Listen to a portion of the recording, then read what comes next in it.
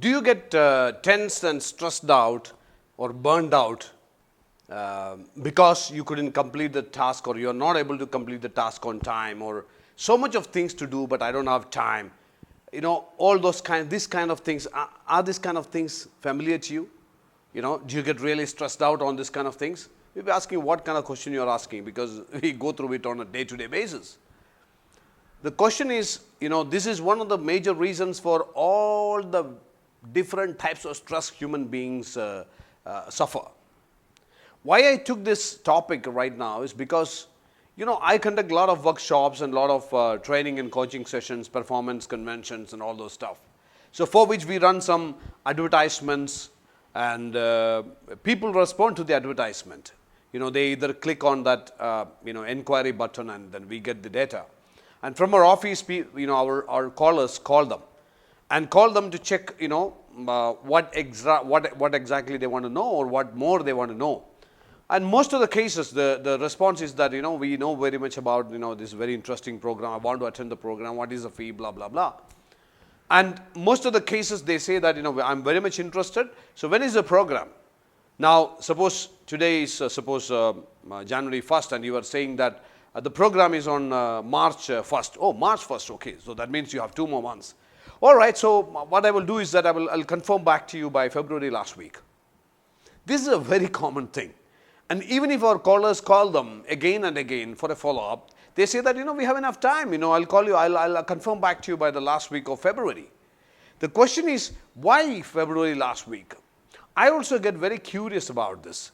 So I personally, spoke to a few people who were very keen on attending some of my programs, but they missed this program at least thrice. And when we announced the 4th time, they were again saying that, oh, this time I want to attend this. But they are not confirming. So just out of curiosity, I called them. I asked them, what is stopping you from registering right now?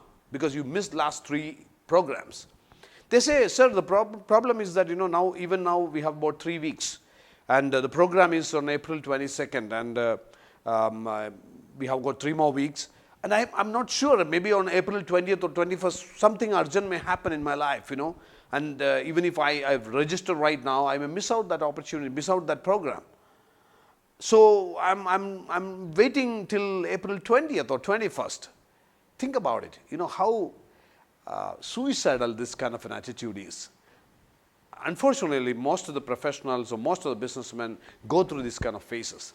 They are actually muddling their life between the urgent and the most urgent and the most urgent things in life, and missing out the most important things in life.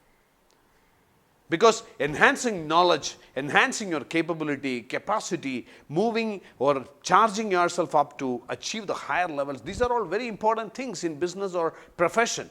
But you are not getting time because you have never planned for it. It's not that you don't have time, you never plan for it. This is where I always think that what Mr. Stephen Covey, in his book First Things First, what he has written has got a lot of sense. He says that the entire life is designed between urgent things and important things. People who always give importance to urgent things, they always miss out important things in their life. And they run behind life. They run behind money. They run behind time. They fall short of, for them, time is never enough. Because every single thing, every damn thing they come across is all urgent. That's why it is recommended to put all your tasks, all your activities into one of the 4 different quadrants. The first quadrant is urgent and important. Second quadrant is important but not urgent. Third quadrant is urgent but not important. And the 4th quadrant is not urgent, not important. So take a sheet of paper and draw this, and just put all the different activities what you do in your life, in your personal life and your professional life, and fill this 4 quadrants and see where do you spend maximum time. Interestingly, you will see that you are spending maximum time on the first quadrant. And first quadrant is urgent and important. You cannot avoid that. Urgent and important things has to be handled. So you have to do it anyway. And then you can see that in majority of the cases, when I have done this exercise with many people, second area where most of your activities happen is urgent but not important. You know that this is not that much important, but has to be addressed. So it's urgent, but not important. And the quadrant number 2, that is important, but not urgent, that most of the time remains empty. What are the things which are important, but not urgent? Planning, research and development. Suppose you want to launch a product next year, for which you need to do research and development right now. You have to enhance your leadership qualities. Suppose you are going to exponentially grow your business and add a lot of people into your organization, and for that you need to enhance your leadership quality, for which you need to undergo some training, coaching programs. These are important but not urgent. There are many things which are very, very important but not urgent. So we keep those things postponed. And we spend a lot of time on not urgent, not important things, like attending phone calls. The other person is spending a lot of time on the call because he has got a lot of time, but you don't have time. But still, just to deal with it in a diplomatic way, you say no. You don't say no. You are not assertive.